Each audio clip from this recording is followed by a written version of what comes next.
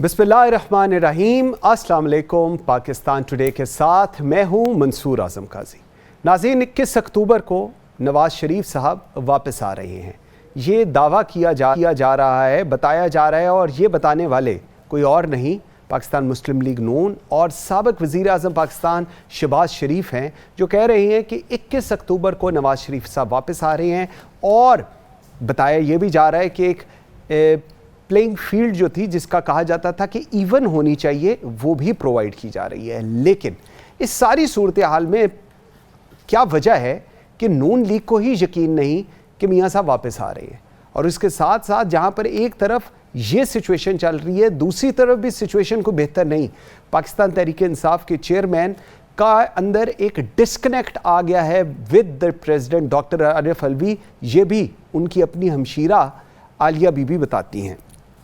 अब सूरत हाल क्या है? सूरत हाल ये है कि एक तरफ शहबाज शरीफ साहब कह रहे हैं कि जी एहतसाब होना चाहिए, एहतसाब अक्रॉस द बोर्ड होना चाहिए। उसके साथ अपनी प्रेस कॉन्फ्रेंस में ये भी कहते हैं कारगिल से हमें कुछ सीखना चाहिए, और उसके बाद कारगिल को क्यों इस्तेमाल किया जा रहा है, और आज की सूरत हाल से क्या एक बेहतर मुस्तकबिल की तवक्को की जा सकती है। क्यों? क्योंकि फ्री एंड फेयर इलेक्शन अगर इस मुल्क में होंगे, सिर्फ तभी ये मुल्क आगे चल सकता है। और फ्री एंड फेयर इलेक्शन होने के लिए लेवल प्लेइंग फील्ड तमाम पॉलिटिकल पार्टीज़ के लिए बराबर होनी ज़रूरी है। प्रोग्राम के पहले इस पे बात करते हैं। वेरी ग्रेटफुल, मुझे इस वक्त ज्वाइन कर रहे हैं इस्लामाबाद से सेनेटर हुमायूं मोमन, पाकिस्तान तहरीक इंसाफ के सीनियर रहनुमा हैं, और मेरे साथ हैं Chaudhry Noorul Hassan Tanveer, once again a senior representative from PMLN, former parliamentarian हैं। बहुत शुक्रिया आप दोनों का।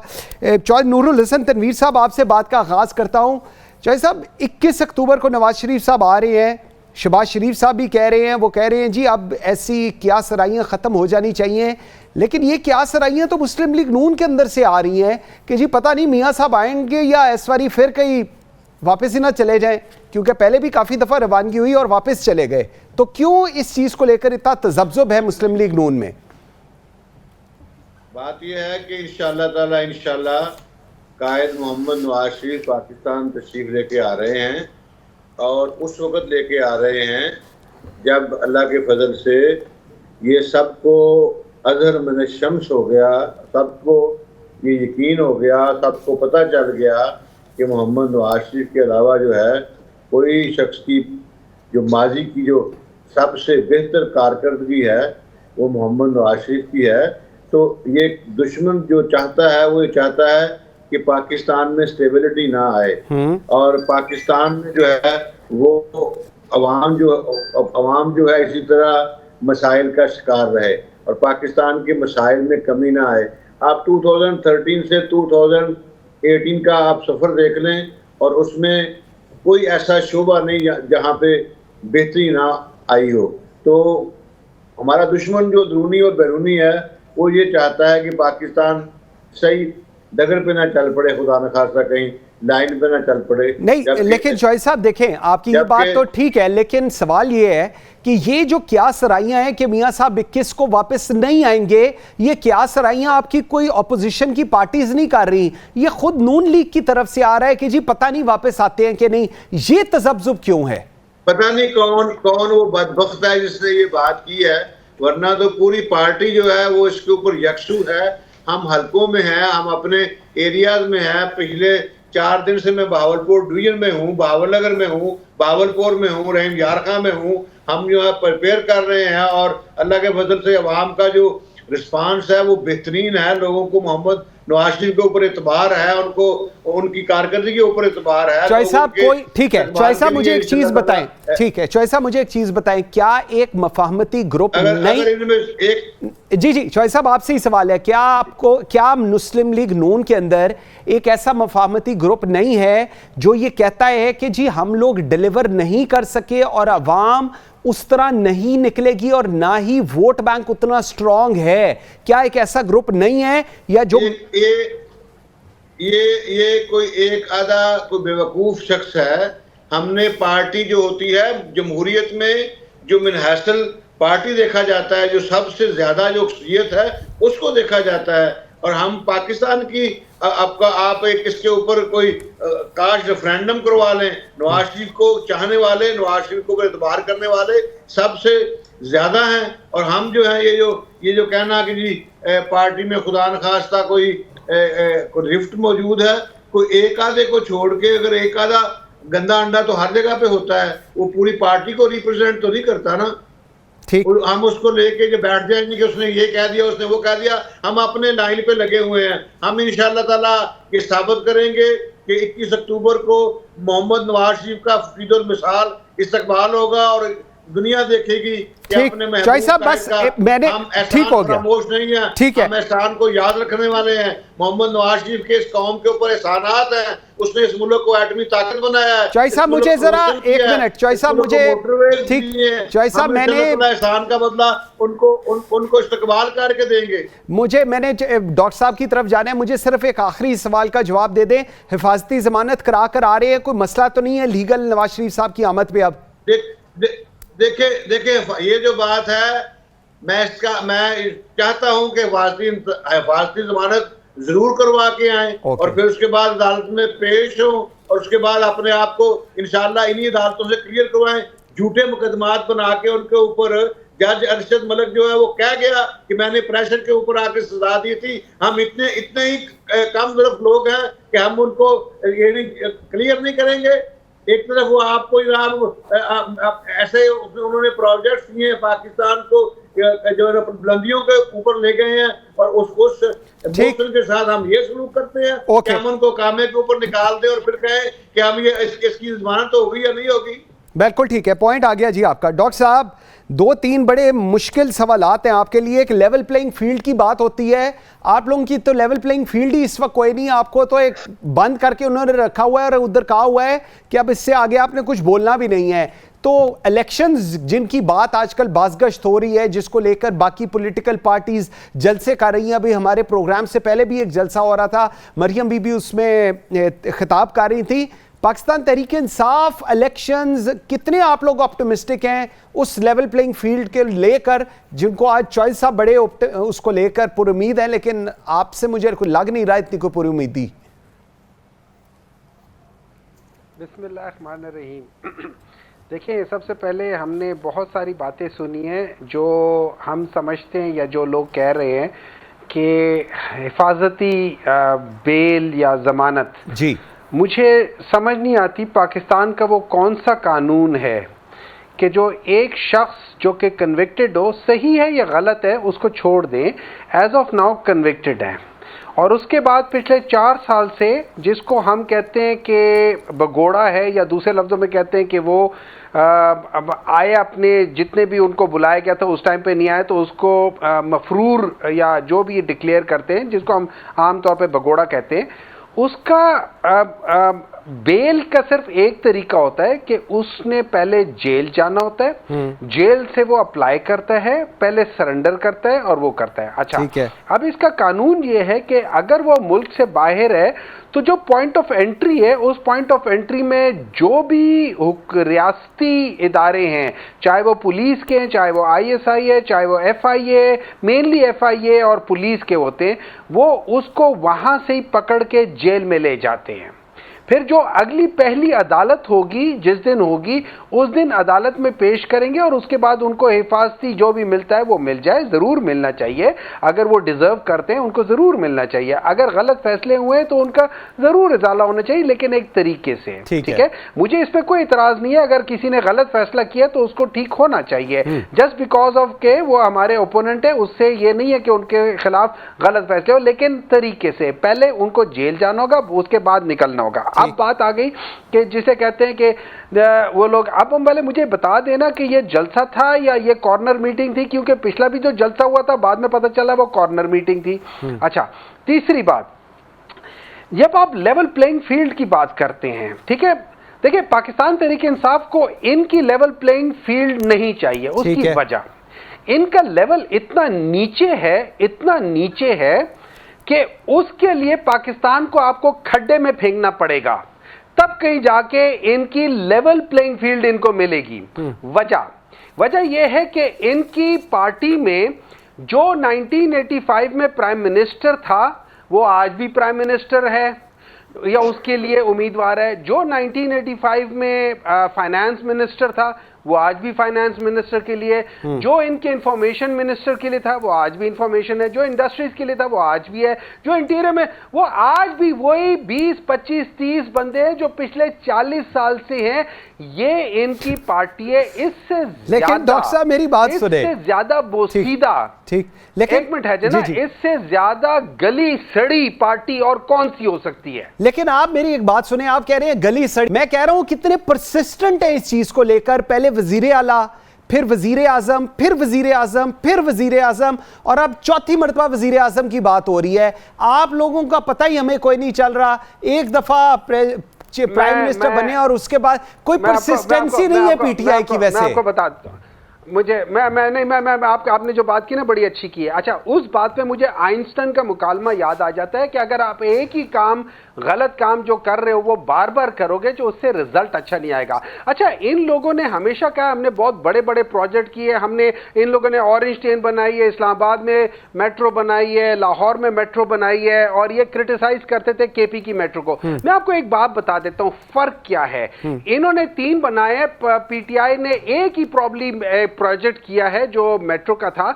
उस मेट्रो ने, जो पेशावर की मेट्रो थी, एज ऑफ टुडे, आज के लिहाज से 3 या 4 इंटरनेशनल बीआरटी प्रोजेक्ट्स के उन्होंने वो जो मुकाबले होते हैं वो उन्होंने जीते, जिसमें उन्होंने स्मार्ट टिकटिंग का मुकाबला जीता है, जिसमें कहा गया, और सबसे बड़ी बात यह है कि this is the only sustainable BRT जो कि 71 मुल्कों में से वाहिद है कि जो सस्टेनेबल बीआरटी है, जो खुद अपने पैसों से लेकर अच्छा डॉक्टर साहब, मुझे डॉक्टर साहब मैंने एक ब्रेक पे जाना है, लेकिन उससे पहले एक चीज मुझे जरा बताएं। आपने अभी बात की, अभी पहले भी बात हो रही थी जज अरशद की, और उसके बाद उनकी जो स्टेटमेंट थी, आपको याद होगा बशीर मेमन साहब जो फॉर्मर डायरेक्टर जनरल एफआईए, उन्होंने भी ऐसी स्टेटमेंट दी कि जब आप लोगों की हुकूमत थी तो बड़ा प्रेशराइज किया गया। आज बशीर मेमन साहब रिटायर होने के 2 साल बाद नून लीग के अंदर ज्वाइन कर लिया, और सिंध के अंदर वो उनको काफी एक कलीदी किरदार भी दिया जा रहा है। सो इससे भी थोड़ा सा समझाइए। मुझे इनकी बातों का जवाब तो देने दें। चॉइस साहब, मैं आपके पास आए बगैर जाऊंगा ही नहीं, आप फिक्र ना करें। मैं सिर्फ पहले 1 सेकंड, इसके बाद मैंने ब्रेक पे जाना है। मैं जरा सिर्फ एक दफा डॉक्टर साहब का इस पे व्यू ले लूं। डॉक्टर साहब, अब लेवल प्लेइंग फील्ड, आपके पास भी लोग आते थे, इनके पास अब जा रहे हैं, तो हिसाब तो बराबर है। आपके पास भी बहुत सारे ब्यूरोक्रेट्स आते थे रिटायरमेंट के बाद, अब इधर जाते हैं तो आप लोगों को एतराज होने लग जाते हैं। ऐसा क्यों है वैसे? देखिए, इस तरह है कि हमें इतराज नहीं है कि जितने जो लोग मर्जी जाते हैं जाएं, लेकिन देखिए इंपॉर्टेंट बात यह है कि अगर आप ये मेमन साहब की बात करें तो इन्होंने क्या क्या बयानात, इन्होंने क्या क्या चीजें नहीं कही पाकिस्तान तहरीक इंसाफ के खिलाफ। अच्छा, मजे की बात ये पहले नहीं है, वायद नहीं है। कितने जजेस इन लोगों ने, जिन्होंने इनके लिए ब्रीफकेस लेके और जजेस को खरीदा, जिन्होंने इनके लिए सारे गलत फैसले किए, जिन्होंने इनके लिए वो जो जिस चीज में ये माहिर है ऑडियो वीडियो रिकॉर्डिंग करने में, उस चीज में वो जस्टिस कयूम वगैरह, वो सारी चीजें इन्हीं के। ये इनका एक्चुअली तरीका ये है। हाँ, एक और बात याद आई, आप जो कह रहे थे ना कि ये लोग आएंगे, देखिए क्या होगा, आजकल आपको पता है कि महंगाई बहुत ज्यादा है, लोगों के लिए खाने पीने की नहीं है। इन लोगों ने क्या किया है कि होंडा देंगे, और ये याद रखिए वो जो होंडा वाली बात है ना, किसी जमाने में ये कहते थे कि वो क्या साइकिल पे जाएंगे लेकिन मोहर जो है ना वो शेर के ऊपर लगाएंगे। इनके साथ होने ये वाला है, जाएंगे होंडा पे, मोहर बल्ले को लगेगा। अच्छा, एक और चीज ये, इस दफा ये लोग क्या करते हैं, ये वही कीमे वाले नान, वही बिरयानी, वही सब कुछ करेंगे, और वो बेचारे जिनको 2 वक्त का खाना नहीं मिल रहा। कीमे वाले नान नहीं है, जरा मुझे एक ब्रेक लेने थे। इस दफा कीमे वाले नान नहीं, इस दफा होंडा की बातें हो रही हैं, ऐसी बात नहीं है। जरा एक ब्रेक लेते हैं, ब्रेक से वापस आते हैं इस बीआरटी के ऊपर। और ये जो होंडा की अब एक नई, एक हम लोगों ने सोशल मीडिया के ऊपर देखी है कि जो ज्यादा लोग लेकर आएगा उसको 2 125 मिलेंगे। ये क्या कहानी है? इस पर चाहे नूरुल हसन तनवीर से जवाब लेंगे। नाज़रीन, मेरे साथ रहिएगा।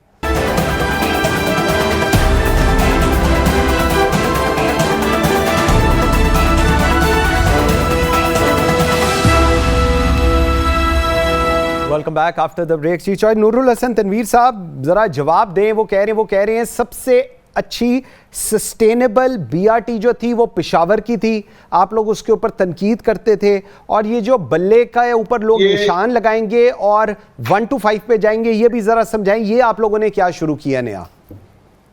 ये पहली बात तो ये है कि ये जो प्रोजेक्ट है ये तकरीबन 56 बिलियन से शुरू किया था पाकिस्तानी, और ये जो है 100 अरब से ज्यादा में इन्होंने कंप्लीट किया। वेरिएशन आर्डर जो हैं वो आए इसमें, और इन्होंने कई दफ़ा इसकी प्राइस इंक्रीज की, और जितनी करप्शन इसमें हुई है, इस प्रोजेक्ट में हुई है, वो पाकिस्तान की हिस्ट्री, जब ये खुलेगा ये प्रोजेक्ट, आप देखेंगे कि इससे बड़ा ख़राब प्रोजेक्ट कोई नहीं। वो कभी वो रुकती है, कभी वो जलती है, और इसमें भी रिकॉर्ड है।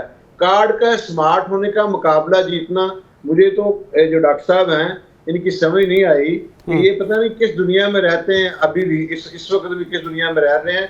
अगर ये 9 मई में जो इन्होंने पाकिस्तान दुश्मनी की वारदात जो की है, अगर ये इन्होंने ना की होती तो मुमकिन है मैं इनकी बात का जवाब शायद ना दे सकता। लेकिन ये कहते हैं जी कि हमें गड्ढे में धकेल दिया गया है। वो गड्ढे में धकेला है इमरान खान ने, अपने आप को भी और पूरी पार्टी को भी। आप पार्टी के लोगों का हाल तो देखें, आप इस काबिल नहीं रह गए कि आपने ओवरनाइट एक अपनी हरकत से जो है वो पूरी पार्टी को तबाह कर दिया। खुडे लाइन आपने अपनी पार्टी को लगाया, और खड्डे में आपने अपनी पार्टी को धकेला, और सड़ी हुई जो बातें आप बात करते हैं सड़ी हुई पार्टी की, यार कुछ खुदा का खौफ करें। आजकल PTI से गली सड़ी पार्टी भी कोई और है। सबसे ज्यादा जो गली और सड़ी पार्टी है वो PTI है, ना कि कोई और पार्टी है। आपने चॉइस साहब, लेकिन मुझे एक चीज बताइएगा, अपने इक़्तिदार, ठीक चॉइस साहब, जी अब मुझे बात कंप्लीट करने दी। इन्होंने अपने इक़्तिदार के लिए इस कदर अंधे हो गए थे, कहते थे कि इंतखाबात करो, फिर उन्होंने अपनी हुकूमतें खत्म कर दी, फिर उन्होंने कौमी असम्बली में नहीं बैठे। यानी ये नहीं है तो कुछ भी नहीं है। ये जो तरीकाकार था उसने अपने आप को, इनका जो बहरी बेड़ा है इन्होंने खुद डुबोया है। अच्छा चॉइस साहब, मुझे अब एक बात बताइएगा, चॉइस साहब ठीक है, मुझे अब एक चीज बताइएगा। ये बात वो इधर से बात शुरू हुई वो बेड़ा गर्क करने की। चॉइस साहब, राजा रियाज ने मुस्लिम लीग नून ज्वाइन की है और बशीर मेमन साहब को आप लोगों ने इनवाइट किया है सर, तो इसमें क्या खराबी है? नहीं, मैंने कब कहा है खराबी है? चॉइस साहब, मैंने तो कहा ही नहीं। पहले गया है। ओहो, मेरा सवाल तो सुन ले चॉइस साहब, पहले सवाल तो सुन ले। राजा रियाज पीपल्स पार्टी में था, पहले राजा रियाज दूसरी पार्टी में था, वहां से इनके पास है। दुनिया जहान का गंद जो था इमरान खान ने अपने पास जमा किया था, उसके पास कौन सा कोई जो है ना वो अपने लोग थे उसके पास। चॉइस साहब, मैं तो सिर्फ आपसे ये कह रहा हूँ, चॉइस साहब मेरी बात तो सुने ना। इमरान खान ने कौन सा पार्टी थी? तो यार चॉइस साहब को आवाज आ रही है? कहाँ से आया था चॉइस साहब? मेरी सवाल सुनेंगे या नहीं सुनेंगे? असल उम्र कहाँ से आया था? और जी मेरी बात तो सुन ले रहे, पहले सवाल तो ले ले। आप तो दिल पे लेकर बैठ गए। मैं राजा रियाज या बशीर, मैं बशीर मेमन को कुछ नहीं कह रहा। मेरा सवाल, पता नहीं किस दुनिया में ये रहते हैं। इन्होंने अपनी पार्टी का भट्ठा बिठा लिया, इनकी अवाम दुश्मन पॉलिसियां इन्होंने लेके आए, अपने शुहदा की जो यादगारें थी उनको तबाह किया। चॉइस साहब, बात मैं कुछ और कर रहा हूँ। आप जाए तो सही। चौधरी नूरुल हसन तनवीर साहब, हजूर मैं बात कुछ और कर रहा हूँ, आप किधर बात को ले गए हैं? मैं सिर्फ ये सवाल छोटा सा ये है, दिल पे हाथ रख के सिर्फ ये बताएं। इनको कोई ख्याल करना चाहिए कि एक ऐसी पार्टी को हम चॉइस साहब, नहीं तुसी नहीं मेरी गल सुननी। हमारे लीडर ने चॉइस साहब, तुसी नहीं मेरी गल सुननी, ठहर जाओ। 4 दफा मुश्किलात आई हैं, कभी उन्होंने ये काम अच्छा, मैं जरा मुश्किलात की बात करी है आपने। चॉइस साहब, आपने मुश्किलात की बात की है, जरा डॉक्टर साहब की तरफ चलता हूं। डॉक्टर साहब, मुश्किलात की बात हुई, ये क्यों एकदम एक सर तुसी सवाल ही नहीं कर देता, पूरे तुसी 3 मिनट ला देते ने, तुसी सवाल ही नहीं कर देता। अच्छा मैं आ रहा, मैं 1 मिनट से वापस आना, ठहर जाओ। डॉक्टर साहब, मेरे एक बात बताएं, ये एक जो डिस्कनेक्ट बताया जाता है कर्टसी चेयरमैन पाकिस्तान तहरीक इंसाफ सिस्टर कि जी एक डिस्कनेक्ट आ गया है बिटवीन चेयरमैन पाकिस्तान तहरीक इंसाफ और डॉक्टर आरिफ अलवी, और उसकी जो रीजन है उसको कल मेरे प्रोग्राम में शुएब शाहीन साहब कह रहे थे, जो लेटर लिखा गया है from the president to the election commission, उसकी वर्डिंग्स फर्क हो सकती थी। He means to say they would have been more stronger. So इसको आप कैसे, what do you want to comment on that? देखिए, मेरा इस पे कमेंट ये होगा कि फर्स्ट ऑफ ऑल प्रेसिडेंट साहब needs to give the answer himself, लेकिन देयर इज ऑलवेज ये हो जाता है कि there is always more than one way of skinning a cat, ठीक है। अभी अगर प्रेसिडेंट साहब ने जो लिखा हुआ है वो उन्होंने डेफिनेटली, जैसे शोएब शाहीन साहब है वैसे उन्होंने अपने लीगल एडवाइजर से करके लिखा होगा, और ऐसी पोजीशंस पे आप हमेशा लीगल एडवाइजर्स की बात सुनते हैं, उन्होंने क्या मशवरा दिया क्या नहीं दिया मैं उसमें नहीं जा सकता। लेकिन रही बात यह कि क्या अगर देखिए, मैंने प्रेसिडेंट साहब के साथ when he was secretary general of Pakistan Tehreek-e-Insaf, I was secretary international chapters, और जो चेयरमैन साहब हैं obviously he was the chairman, so I worked very closely with both of them. मेरा नहीं ख्याल कि इनके अगर इनके दरमियान में कोई कम्युनिकेशन होगी तो पता चल जाएगा कि इनके दरमियान में इनकी सोच में कोई फर्क नहीं है। They will be more less time. ये जब दरमियान में फासले आते हैं तो लोग बीच में वसवसे डाल देते हैं, अदरवाइज नहीं। लेकिन अब मैं एक चीज पर आता हूं। देखिए, इन्होंने अभी इससे पहले वाले सेगमेंट में उन्होंने कहा था ये कि पाकिस्तान में मियां नवाज शरीफ साहब ने पाकिस्तान को न्यूक्लियर कैपेबिलिटी बना के दी थी, ठीक है। न्यूक्लियर कैपेबिलिटी ये स्टार्ट हुई थी 1970s में, जब भुट्टो साहब आए थे उसके बाद से स्टार्ट हुई थी। लेकिन मैं तीन बंदों की बात करता हूं, तीन बंदों के इंटरव्यूज की बात करता हूं। एक जनरल मुशर्रफ साहब की, एक AQ खान साहब की, और एक गोहर अयूब साहब की। ये तीनों उस वक्त ऐसी पोजीशंस पे थे जिनका डायरेक्ट लिंक था इस एटॉमिक ब्लास्ट से। तीनों का एक कहना है, तीनों की बातें मुख्तलिफ टाइम पे इंटरव्यूज हुई हैं, तीनों में एक बात कॉमन थी कि मियां नवाज शरीफ और इनकी party was ready to take $5 billion in order not to do the atomic वो है। Okay. ये इस पे बाकी लोगों ने स्टैंड ले लिया था कि ये, और मैं आपको ये हिस्ट्री बता रहा हूं, ये आप जाके वो इंटरव्यूज निकाल ले उन लोगों के कि एक फॉरेन ऑफिस के साथ रिलेटेड था, एक डायरेक्ट उस प्रोजेक्ट के हेड था, और एक चीफ ऑफ आर्मी स्टाफ था।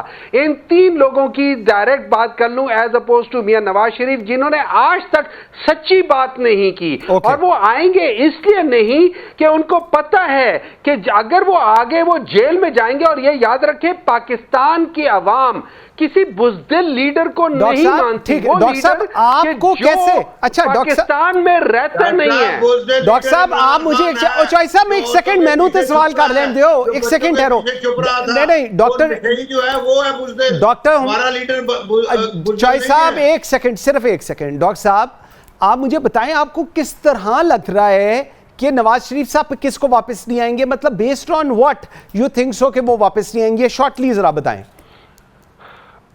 मैं सिंपल बात बताता हूं, वो उस वक्त तक नहीं आएंगे जब तक उनको बेल नहीं मिल जाती। और पाकिस्तान में क्या दुनिया में कोई ऐसा कानून है नहीं कि जिसमें उनको बेल मिल जाए। अगर उनको बेल मिल गई, इसका मतलब यह पाकिस्तान का कानून बनाना कानून है। ओके, पॉइंट आ गया जी, पॉइंट आ गया। पाकिस्तान में कानून नहीं है। तो अगर वो इसके बगैर आ जाते हैं और उनको बेल मिल जाती है, इसका मतलब है पाकिस्तान में कोई चीफ जस्टिस नहीं है, पाकिस्तान में पॉइंट आ गया सर आपका, लॉ नहीं है, पाकिस्तान में कुछ भी नहीं है। चौई साहब मुझे जरा बताएं, क्या जो इस वक्त डॉक्टर हुमायूं मोहम्मद कह रहे हैं वो कह रहे हैं जी फिर तो एक बनाना रिपब्लिक होगा अगर वो आए और वो आके उनको अरेस्ट ना किया जाए, और ये जो इंतखाबी मुहिम है इनको जो सवाल ना सुनियो चौई साहब। 21 अक्टूबर को ये मेरे से बैट लगाए कि 21 अक्टूबर को हम इनका मुंह काला करेंगे अगर वो मियां नवाज शरीफ पाकिस्तान आ जाते हैं, क्योंकि ये इनको यकीन नहीं है ना,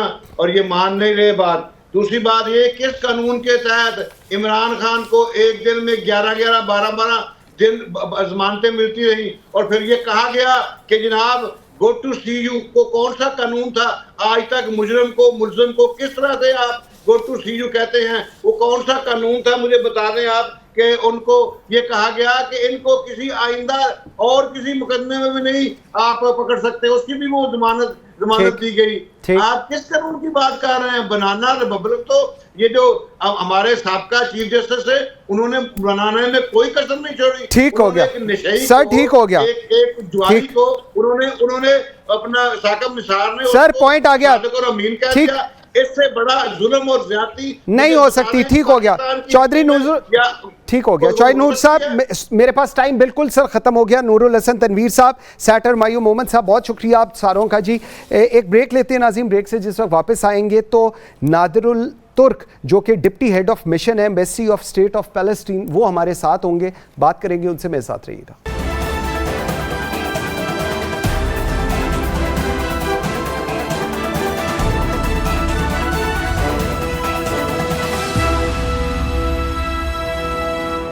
We have with us Mr. Nadir Al-Turk, who is the Deputy Head of Mission Embassy of the State of Palestine. Mr. Nadir, can you provide an overview of the recent conflict between Hamas and Israel and its impact on the Palestinian people? Assalamu alaikum. Actually, brother, what is happening right now, it is a reaction of the Israelis' criminal action against the Palestinian people. It is an answer of the attitude of Israelis by attack Aqsa Masjid daily by their settlers. An answer of the criminal action by Israeli settlers against the Palestinian people in their villages and cities in West Bank. This is the answer of continuous occupation of Palestinian territories since 1948 until now.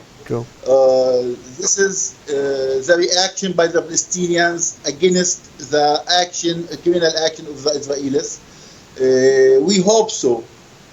One day soon we will find a real partner to create peace and stability in Israeli side, which is until now not available.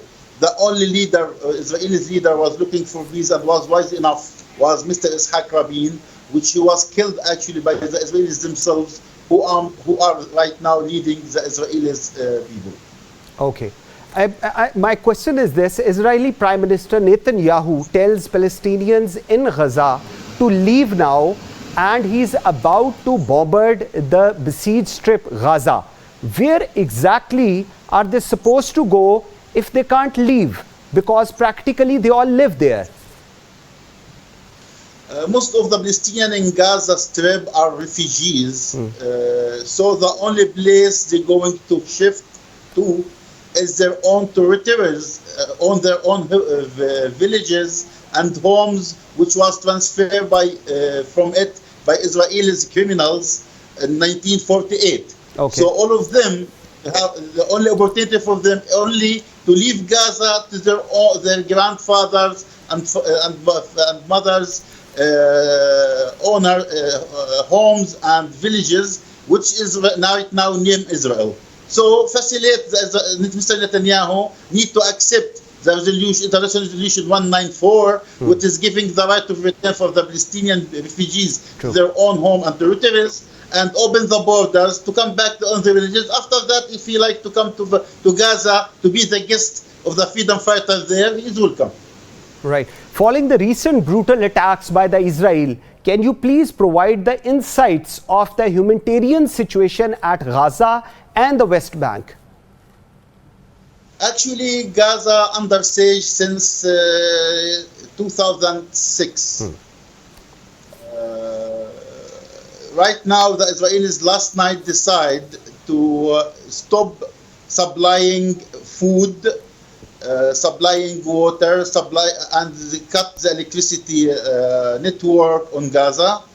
Not allowed the supplying of fuel, gas to Gaza people.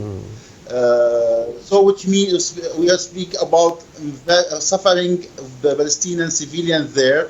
They are under attack. The Israelis are attacking Palestinians' home, Palestinians' buildings, civilian institutes, only on the name that they have the right of self-defense. I don't know self-defense against what?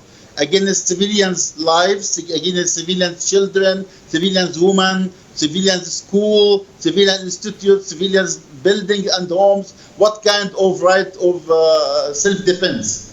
The Israelis don't know how to defend themselves. Against that, they attack the Palestinian civilians in conclusive punishment. Right. What are the immediate humanitarian needs in Gaza, and how is the Palestinian Authority addressing them with minimum resources available at the moment? Actually, the problem that the Palestinian Authority are under siege actually in West Bank. Between Gaza and West Bank, there is about 60 kilometers. It is full control by Israelis. So to send our supply to our people in Gaza, we need to get a permission from the occupation power of Israel. The Israelis not facilitate that, not cooperate with us in that. So the only way is international community need to put Israel under pressure to supply the needs of the people to have normal life there. Right. And how do you assess the international community's response to this recent escalation in the region?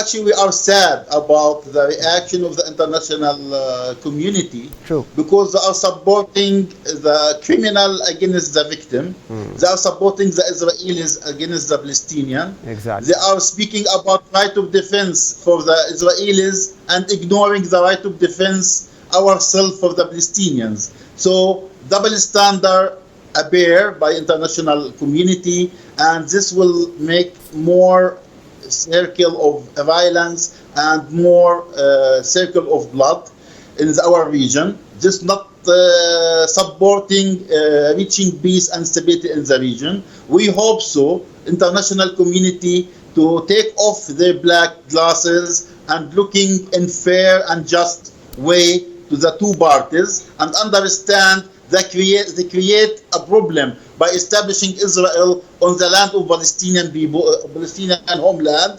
So they need to take real action to reach peace there by give us at least two-state solution in our homeland. Very right. You were talking about the double standards, and a large number of innocent civilians, women and children are going to die or suffer. What message or appeal would you like to convey to the international community, to Muslim world and to OIC regarding the situation in Gaza? Palestinian leader, Palestinian people are a lover of peace and stability.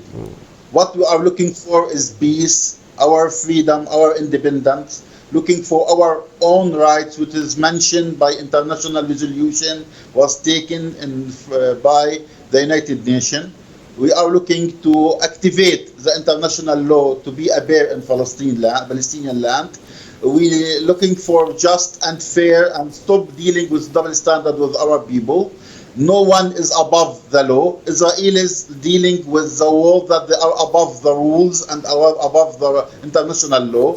What we need is really stop and end this occupation, facilitate the establishing of a Palestinian independent state on the Palestinian homeland, with Jerusalem as its capital, giving the right of return for our refugees around the world to their own territories and own homes in Palestine. This is the only way to getting peace and stability. Right. Any other way, it is going to again and again create violence and create conflict and war. Right. And while you were talking about above the law, we can see how Israel is responding to all this, how it's reacting to it, and how the world, unfortunately, they are closing their eyes and they are supporting them all out. The threats which the Prime Minister Israel is giving, that's in front of the whole world. How much optimistic you and your nation is once we talk about the current situation?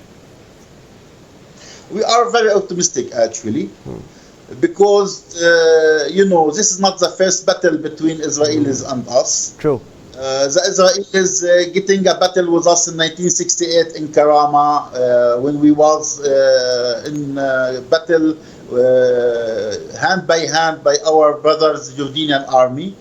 We faced the Israelis again in Lebanon in 1982, and the Israelis' loss was even more than this time until now. We are looking for what is happening right now. So when you are speaking about peace, not because our leadership and our people are afraid of war. We are looking for peace because we are peace lovers, because we are really believe in peace and stability. We are optimistic because international law, international resolution supporting our rights.